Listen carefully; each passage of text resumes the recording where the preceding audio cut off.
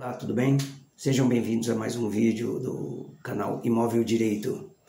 Mas antes de nós começarmos, se você tem gostado dos nossos vídeos, se inscreva no canal, curta os vídeos, ative as notificações, assim você será avisado dos novos vídeos a serem lançados. Hoje, conforme nós falamos na semana anterior, vamos falar sobre a usucapião extrajudicial. Não é uma nova usucapião. As espécies continuam sendo as mesmas, a especial, a ordinária, a extraordinária. Nós vamos tratar de qual é esse procedimento, então, de como se realiza a usucapião extrajudicial. Aquela feita no cartório do registrador de imóveis, não no tabelionato, mas você vai precisar também do tabelião. Vamos ver. O Código Civil, o Código de Processo Civil de 2015, instituiu esse novo procedimento. Ele criou o artigo 216-A na Lei de Registros Públicos, a Lei 6.015. E lá reza o seguinte, artigo 216-A da Lei 6.015.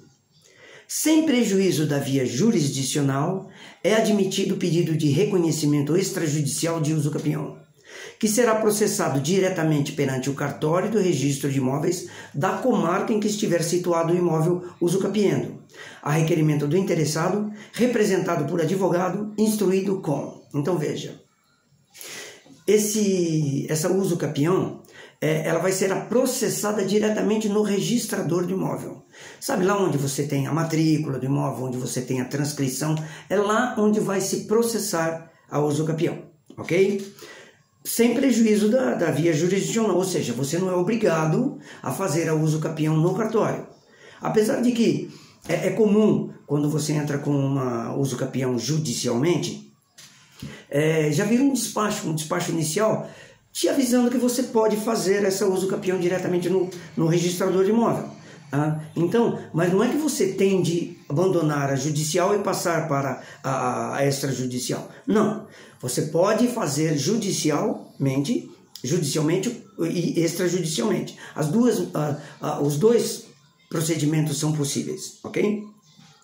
E tem de ser instruído como? Primeiramente, ata notarial lavrada pelo tabelião. Veja, então você vai precisar ir para o tabelionato de notas para que você possa ter essa ata notarial. Essa ata notarial, ela vai atestar, conforme diz o texto, a ata notarial lavrada pelo tabelião, atestando o tempo de posse do requerente e dos seus antecessores, conforme o caso e suas circunstâncias, aplicando-se o disposto no artigo 384 da Lei 13.105, que é o que diz ali. O artigo 384. A existência e o modo de existir de algum fato podem ser atestados ou documentados a requerimento do interessado mediante a ata lavrada por tabelião, ok? Então essa ata notarial tem força probante. Ela serve como prova de que você tem aquele direito a usucapir o imóvel. Segundo documento necessário, planta e memorial descritivo assinado por profissional legalmente habilitado, com prova de anotação de responsabilidade técnica no respectivo Conselho de Fiscalização Profissional e pelos titulares de direitos registrados ou averbados na matrícula do imóvel usucapiendo ou na matrícula dos imóveis confinantes. Ok? Então você vai precisar da planta e do memorial descritivo. Vai ser feito por um profissional habilitado, né? E nesse documento tem de ter as assinaturas também dos confrontantes e dos titulares dos direitos daqueles imóveis. Terceira coisa, certidões negativas dos distribuidores da comarca da situação do imóvel e do domicílio do requerente, ok? Você vai precisar também de justo título ou quaisquer outros documentos que demonstrem a origem, a continuidade, a natureza e o tempo da posse, tais como o pagamento dos impostos e das taxas que incidirem sobre o imóvel. Então perceba, a usucapião extrajudicial, ela exige mais documentos e muito mais atuação também do advogado. O advogado na usucapião extrajudicial trabalha muito mais do que na judicial, ok? Porque é ele quem vai dar impulso ao processo. Diferente do judicial, que é o juiz quem coordena cada ato. É o juiz quem dá impulso ao processo. O juiz que determina, faça tal coisa, faça isso, faça aquilo. Espeça-se isso, espeça-se aquilo. O advogado na uso capião extrajudicial é quem tem de estar em contato direto com o registrador e cumprir os atos necessários. Inclusive, as notificações deverão ser procedidas, o advogado tem de localizar os titulares dos direitos, diferente do judicial, que pode ser pedido um Bacen, pode ser pedido ofícios à Receita Federal, para que se possa localizar esses confinantes ou os possuidores dos direitos. O pedido será autuado pelo registrador, prorrogando-se o prazo da prenotação até o acolhimento ou a rejeição do pedido. Ou seja, essa prenotação vai ficar durante muito tempo na matrícula do imóvel ou na transcrição. Por quê?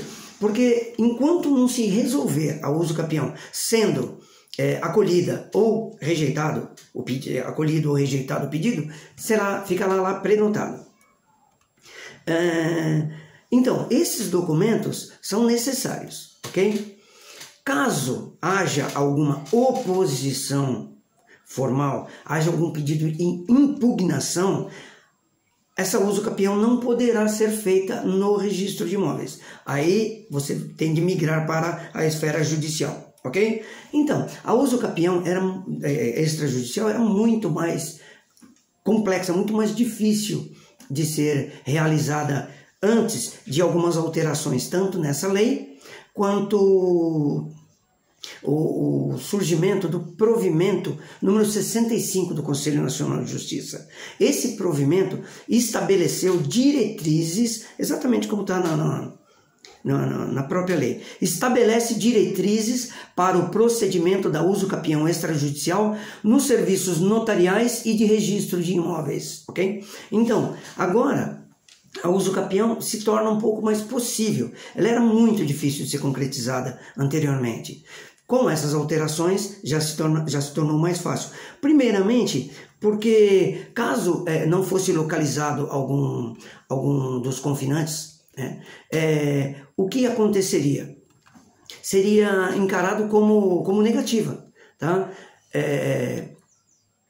Aqui no artigo, no parágrafo 2º, do inciso 4º do artigo 216A, diz assim: se a planta não contiver a assinatura de qualquer um dos titulares de direitos registrados ou averbados na matrícula do imóvel usucapiendo ou na matrícula dos imóveis confinantes, o titular será notificado pelo registrador competente, pessoalmente ou pelo correio com aviso de recebimento, para manifestar consentimento expresso em 15 dias, interpretado o silêncio como concordância. Só que antes, aqui rezava como discordância. Então, quer dizer, seria quase que como uma impugnação. Então, a uso capião não se poderia processar.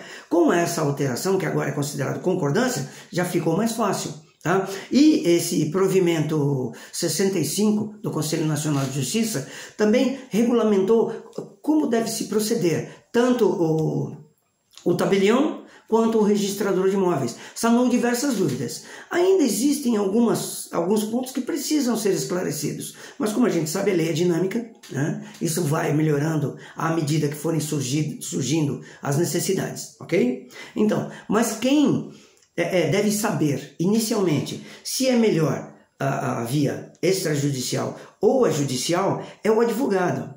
O advogado é a primeira pessoa que toma contato com a situação do imóvel e da pessoa que tem interesse nesse imóvel, e é ele quem vai orientar essa pessoa se deve ir para a esfera judicial ou se deve tentar a uso capião extrajudicial, tá bom? Quaisquer dúvidas que surgiram, nós vamos esclarecendo. Usem aí as notificações, os comentários, tá? Para postarem as suas dúvidas, que nós vamos esclarecendo cada uma delas, tá ok? Muito bom dia!